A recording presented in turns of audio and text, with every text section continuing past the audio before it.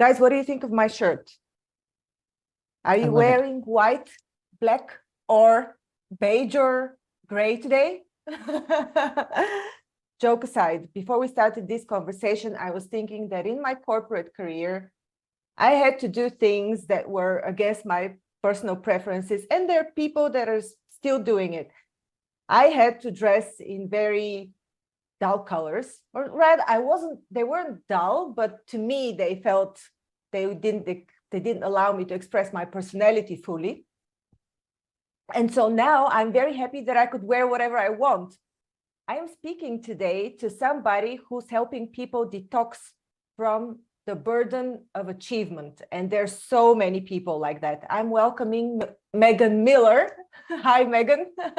Zorina, I love how you started our conversation today. As you're talking, now today's not a good representation, I'm in white, but I was just thinking about my own journey and 15 years in corporate America. And while no one told me this, I just organically was drawn through to a bland wardrobe.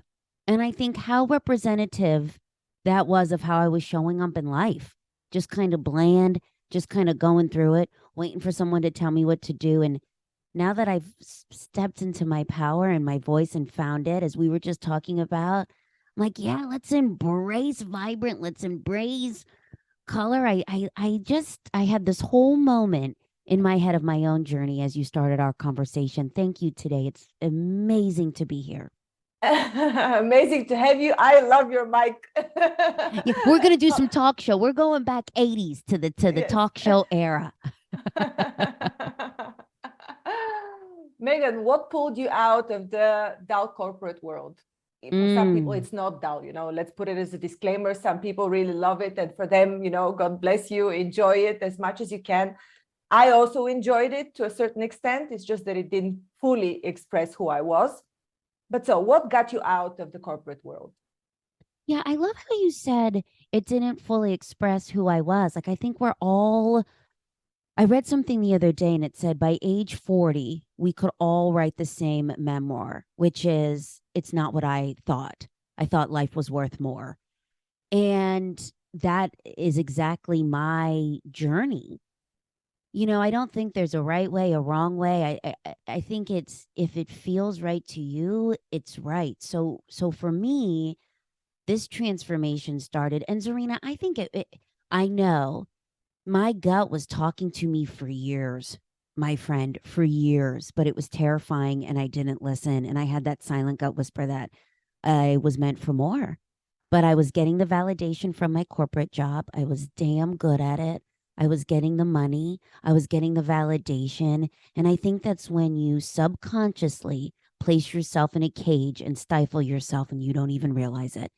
So life had to bring me to my knees, as I think it needs to for all of us. I don't think there's a way to skirt past that. I think you need to have life bring you down to your knees for you to take action and realize, all right, enough of this. So for me, Zorina, it was this 15-year addiction, hard addiction like a drug, to achieving, to getting the validation from the outside world, to climbing the corporate ladder, to thinking I'll be happy when.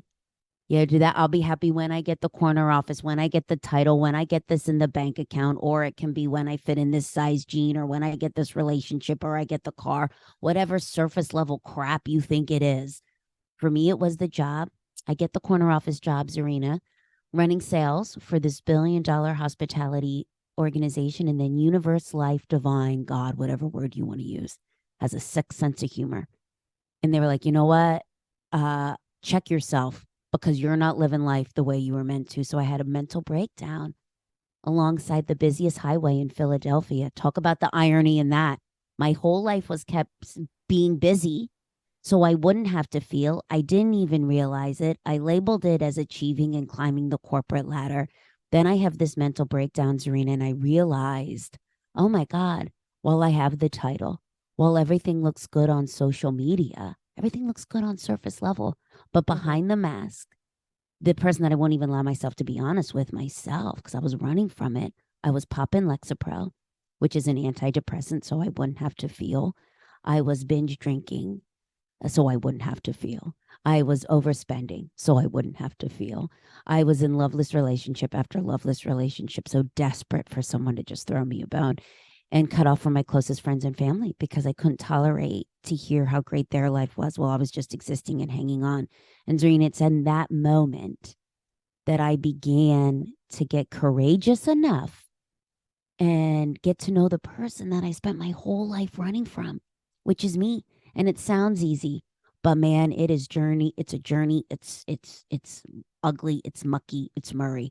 And that's been the journey that I've been on for 7 years.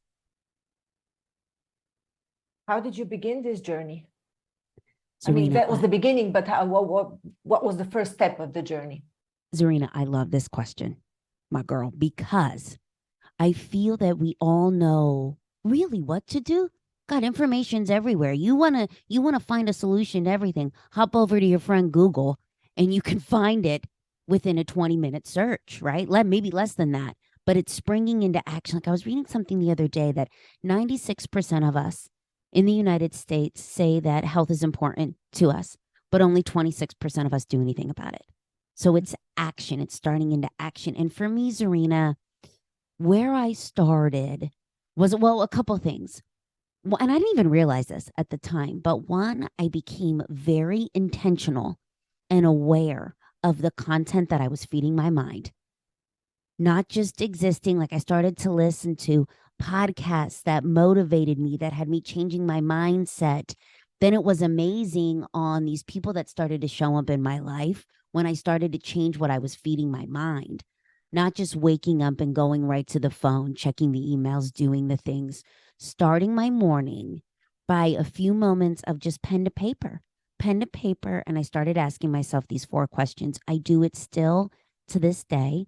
And if any of your beautiful listeners or tribe wants to download it, wants to save it, wants to screen grab it, they can just go to megan-miller.com. It's there. It's free. And these are the 4 questions. 1, how am I feeling today and why? Don't bull crap yourself. Don't bullshit yourself. Like, be honest. How am I feeling today and why? Number 2, what is one small act of service I can do for someone else in my life? Whether it's a love note to my partner, to say thinking of you by the coffee, or whether it is a text to a friend, or whether it's a note, an email to a colleague saying, hey, that was really cool what you did yesterday. One small act of kindness. So powerful. Question number 3, what is one thing I can do today that'll make me happy? That'll make me happy. Whether that's getting outside for 15 minutes to feel the sun on my face, or read the book, or get in the garden. 10, 15, 5 minutes. What is one small thing I can do today that'll make me happy? And then question number 4, what are 3 things I'm grateful for? What are 3 things in this moment that I feel deep appreciation for? And it sounds simple, but it's the simplest things that we know we should do that we don't. And when you ask yourself these questions, this really cool thing begins to happen, Zorina. And I wish that I could say I knew all of this. It just sort of happened, air quote, by accident. And then I got curious and I looked up the science behind it. You have a bouncer that lives up in your brain. It's called the reticular activation system. I think it's so cool. You can Google it. It's called RAS. And basically what it is you tell that bouncer what to let in, which is why when you go shopping for the car, then you see the car everywhere. It's the bouncer. So when you wake up, you go right to that phone and you're annoyed. Maybe you didn't get the likes on the social feed or the email or the thing. You will find more things during that day to support that. 3 minutes, Zorina, of doing that, and you'll have a 70% higher chance of having a bad day. Versus taking those few minutes in the morning to ask yourself those 4 questions. It's amazing how you'll show up throughout the day. When you were talking about your first question, which was like, how am I feeling today? I was thinking, do you really know how you're feeling when you're just opening up your eyes, or are you programming yourself? This is how I actually want to feel, and that's why you're writing it. Here's the thing, and here's what's really interesting. I did not realize how limited my vocabulary was around how I was feeling. It You know, it's what, either mad, happy, sad, glad, like that's about it. But here's what I would say. Don't overcomplicate it. Just write one word down, whatever comes to mind, because here's what'll happen. And here's what I've noticed. I was just talking to a girlfriend about that, and she was like, "Yeah, it sounds easy, but it's hard and we struggle with that." And I said, "Well, yeah, well, just write one word down, write whatever comes to mind, and here's what'll happen over time. It's amazing what vocabulary will expand. It's amazing, Zarina, to your point. Almost you'll like find yourself changing how you show up and how you feel. The words change, and then you'll also be amazed at how you answer the question, how are you? For so long, Zarina, I would say, I'm fine, I'm good, it's all right. Well, I was barely hanging on. But this practice of doing this journey of asking myself this question, I found that it's almost unlocked like this courage within me. When someone says, how are you feeling today? I'm like, actually, you know what? Not good. I'm annoyed or I'm tired, or it's just changed the conversation. And it's amazing when you are real and when you answer that question, how it changes how you show up and your vulnerability and how you engage with these most basic of questions that we never even think of. Mhm. Well, if I could add my 5 cents to this, Please. because I sometimes talk about mindset in my courses. I teach some courses on healinglearn.com involving your expanded consciousness and manifestation and things like that. And so when I had one course, the first course that I ever began with, when I was trying to marry the remnants of my corporate career with my new business endeavor, the first course that I ever started was called Start a Business with Meaning. So one of these modules was exactly about mindset, and a part of it actually involved this question, how are you? And what I was teaching people, and what I still believe in, is that you should be authentic, of course, answer with the truth, but always give a direction to where you want to be. So not leave it as it is, like I am super frustrated, but link it to the goal, where you want to find yourself. But I am sure that I will resolve it today or within a few hours, or I need more time and I know that I will get better, or I need this and that, and it will get me to where I want to be in terms of mindset. So never leave it as a lurking bad feeling in a way, because also the other person doesn't want to hear about your bad story. Of course, you want to inform them that your condition is not perfect, so they keep it in mind in the conversation in whatever you're doing together. But it doesn't need to leave them in the in this unresolved situation where they have to play a psychologist or to pull you out. Well, and that's true. And I would also add on that, Zarina, it's one thing to word vomit on someone and just spew all this crap that you don't even realize. But it's another thing to say, hey, you know what? I'm like kind of feeling uneasy today, and here's why, but I'm working through it. It's not in what you say, it's how you say it. And when you're aware of it, it's so powerful. And Zarina, as you were talking about, and I love this, setting the intention for how you want to feel. A girlfriend of mine, I've always loved books. Books have fed my soul. And then as I got through this journey of life into my corporate world, into adulthood, books were a thing of the past. And I've really got intentional on reading again. It's been such a homecoming. And she had gifted me a book, Miracle Morning. Have you read it by chance? No. And in these words, last night that I just read, I believe his name's Hal Elrod. Hal Elrod. It's called Miracle Mornings, if anyone's a reader and wants to check it out. And he talked about setting the intention. To your point, he was talking about sleep, and we're always looking for, well, how many hours are enough hours, blah, blah, blah. And he just talked about, regardless of how many hours I got, whether it was 5, 6, 7, 8, whatever, whenever I was going to bed, if I told myself before I went to bed, I'm going to wake up energized, like I'm going to feel good about tomorrow, I'm going to get enough sleep. He said it was so powerful in how I woke up. And to your point, the stories you tell yourself and the intention on how you want to feel, it's really powerful on how your body is always listening and will perform the way you tell it. I just had this whole full circle moment in my mind as you were telling that story. Okay, so Megan, what happened then? You started, how long did it take you to start to get out of this loop of corporate achievement and eventually step out of this career? Yeah. Listen, none of this happens overnight. We are so impatient as a world. I like to say Amazon is such a beautiful gift. The fact that I can order anything in my house coat and it's in my doorstep in 48 hours is a beautiful gift. But we think that's the way it should happen for life. I'm done with my job. I quit. I'm done with the relationship. I want to lose the weight. I want the money and we want it now. Like I was just listening to something the other day. Sarah Blakely, I love her, the founder of Spanx, was talking about how Warren Buffett has all these amazing, wonderful ideas on finances. And she said to him, why aren't more people rich? Like, why aren't people taking you up on these really easy to follow rules? And he said, because no one has patience. No one wants to start slow.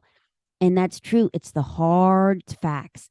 Zorina, it has taken me, I'm 7 years in this journey. I just started this movement 2 years ago. I did consulting work in the organization for 2 years. It's been a 7-year practice, so it didn't happen overnight.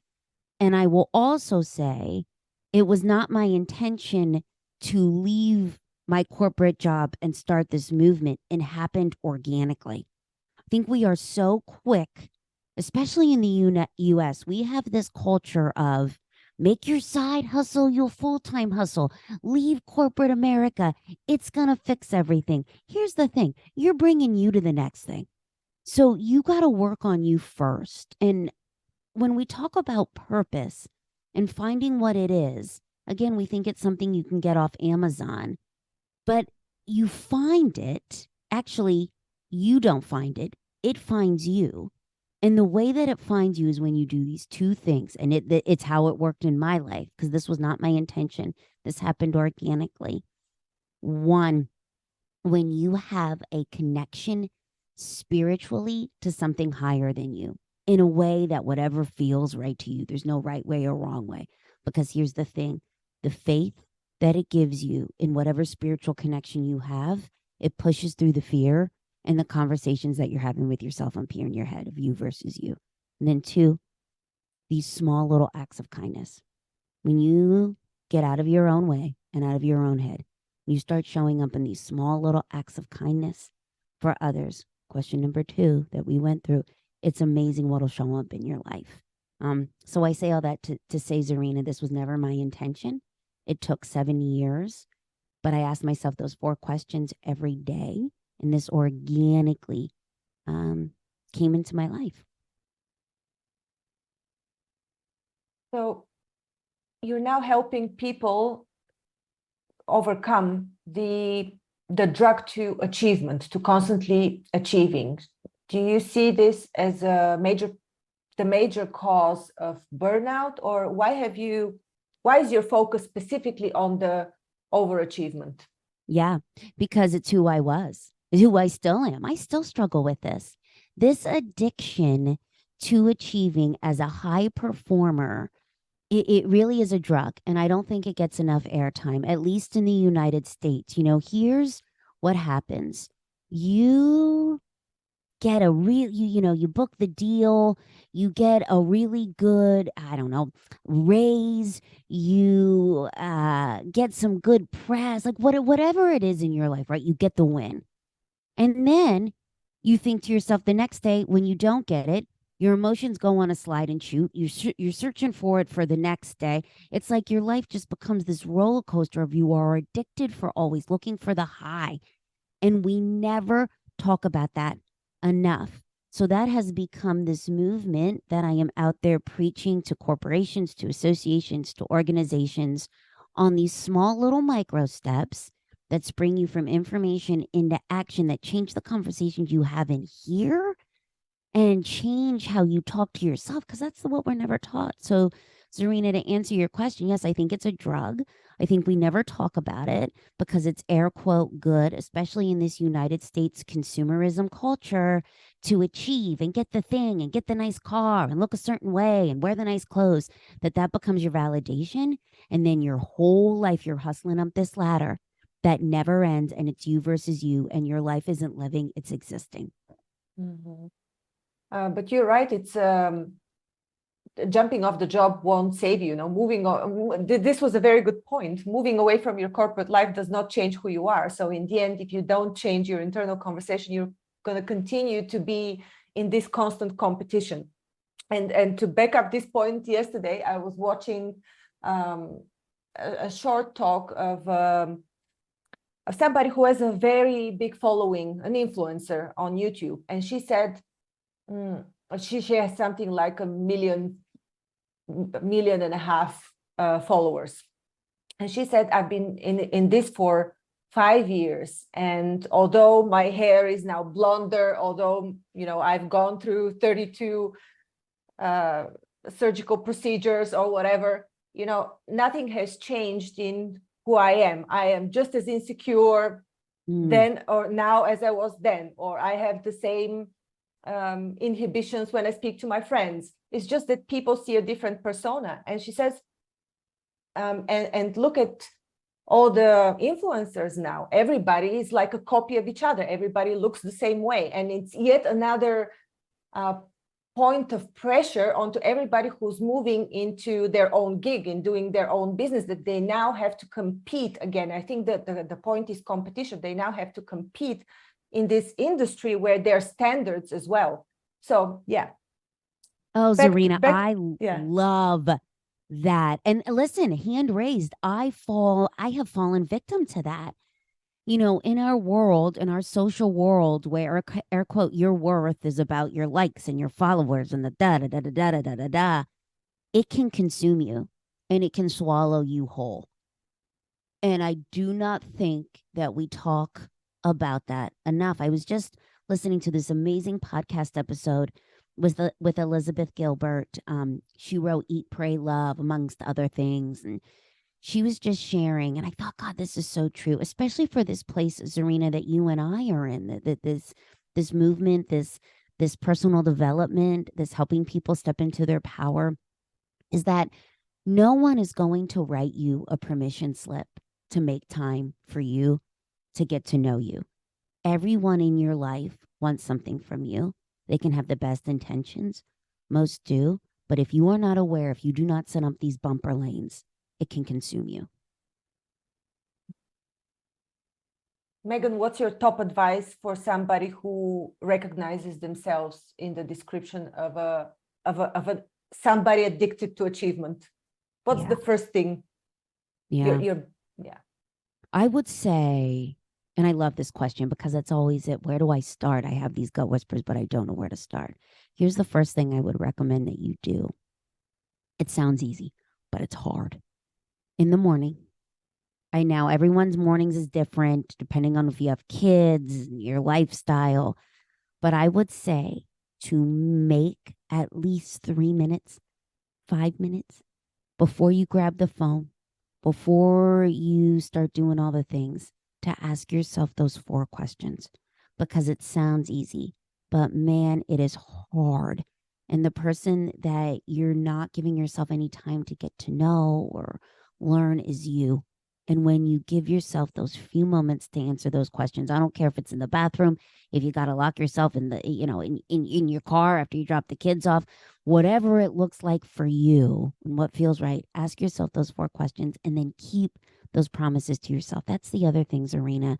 We have tendency, and I've seen this so much in the US and with my own friends, and I've even fallen victim to this too, is to wake up and you think you're going to do these things and you have the best intentions, and then what happens is your day goes off the rails. People want things from you, and the first thing that you mark off is the thing for you. The first thing you say, I can't, I won't do that. Whether that's the prayer, whether that's the moving your body, whether that's the walk with the girlfriend or the yoga class or whatever it is, whatever small thing. It could even be going to the Department of Motor Vehicles and getting your license renewed. I had an expired license for years and late on doctor's appointments because I was always canceling the thing for me. And that's where resentment builds. So I would say step one, make the time for you. Ask yourself those 4 questions in a way that feels right for you. Number 2, keep the promise to yourself. It can be 5 minutes, 10 minutes, 15 minutes, those things that you said that you were going to do. The thing that you said was the one thing that was going to make you happy. The thing that you said you were going to do, the one small act of kindness. Do it, regardless of what other people try to put in your calendar. Keep it. And then step number 3, do it consistently. Rinse and repeat. It's a wonderful talk, Megan. Thank you so much. I am my sure pleasure. that, is there anything that you want to add that I missed asking you? I always ask the people, I'm sure there are a lot of things, of course, we can talk for a very long time, but something that you felt like you needed to share today. Yeah, Zorina, I could have you on this. I could have you on the, I could talk to you all day long, my friend. I could be on this video with you all day long. Here's what I will say, and this has been coming up for me lately a lot and in a lot of conversations with friends. And I don't think this gets enough airtime. When you start to go into this journey of making decisions that support you, of air quotes, stepping into your power, of saying the things that you're thinking, of taking the class that you're curious about, not everyone's going to be along for the ride. There's going to be naysayers. There's going to be a lot of people that are going to try to cut you down. There are going to be people that you thought were on this journey with you that aren't. And it can feel lonely. It can feel you will question yourself. You will think, what am I doing? It is easy to go back into that lane that you always knew because it's comfortable. But I ask you this, just keep listening to that inner gut whisper that is telling you to do the thing. Let that be your guiding light and continue to move forward through it. Because here's the thing, the more that you continue to do it, your people will show up. Your people will show up. It'll feel lonely. You'll question yourself.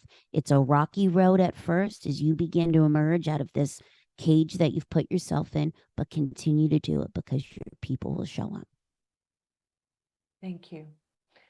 How can anybody who wants to work with you find you, and what are the frameworks or the type of work that you do with them? Is it a one-on-one coaching? Just how do you work with people? Yeah. Or is it companies? If you are interested, if this content had you intrigued or moved, you're like, I want to know more, listen, come join the tribe. We are arms are open. Come and join us, and you can find out more of us, our social feeds, the podcast Attention to Intention. We have Microstep Monday communication where we hit your inbox every Monday with a little 5-minute intention for the week. Depending on when you're listening to this, the TEDx talk hopefully will be up on the website, Detoxing Off the Drug of Achievement. And all of that is on megan-miller.com, megan-miller.com. How we can work together is bringing this movement into your corporation, organization, association, church, schools. I've been really intrigued lately doing a lot with our youth. The youth here in the States is really struggling with mental health. 8 out of 10 of our youth right now are struggling. So I've been bringing this intentional living movement, this mindset hacks to change your self-talk into high school girls and their mothers. It's been very intriguing. I needed it for so long. But if you're interested, if you know an organization, association, corporation that is feeling just stale, that is feeling burnt out, that is feeling that exhaustion has become this badge of honor, there's this friction, we need to change how we're showing up because this cannot be sustainable, then come over to the website, megan-miller.com. You'll see a little tab that says work with me. Put your information in there and I'll be in touch on how we can authentically, vulnerably transform the way we show up. And that begins with the conversations we have with ourselves. Congratulations on the honorable movements you've started, Megan. And thank you so much for this talk. I could really relate to everything you were saying. I am Oh, sure Zorina, that a lot of the listeners would also relate. thank you so much for having me here. And thank you for this movement. Like I love what you're doing here within your community. I was reading some of the Learn guests that you've had on and the conversations that you've had. And it really is all about the lessons. Like, I think that the universe, life, is the greatest teacher of all time if we are looking for the lesson. And that is what you are doing here with these stories and these conversations. And it's such a beautiful gift. And I know it takes a lot of work. And thank you for continuing to push through and do it because it's so powerful. So thank you, Zorina, for the work that you do in the community you're building. Thank you. Thank you, Megan. Thank you for listening to Grow and Learn. We hope that you found our podcast informative, engaging, and inspiring. Our mission is to help you keep growing and learning, and we hope that our conversations and insights have provided you with practical advice and useful perspectives. If you're looking for personalized support and guidance to help you achieve your personal or professional growth objectives, I offer a range of services to help. As a trusted management partner and mentor, I work with businesses in the process of transformation, looking for new streams of business as well as M&A. With an extensive professional network of experts and mentors, I can bring on board the right person or team based on the specific needs of the company I'm working with. To learn more about the services I offer and how I can help you achieve your goals, visit my website at growandlearn.org. You can also reach out to me via email or social media. I'd love to hear from you. And if you enjoyed this episode of Grow and Learn, please subscribe to our podcast and leave us a review. Your feedback is important to us and it helps us to continue to create content that is relevant and valuable to our listeners. Thanks again for listening, and we look forward to sharing more insights and perspectives with you in the future.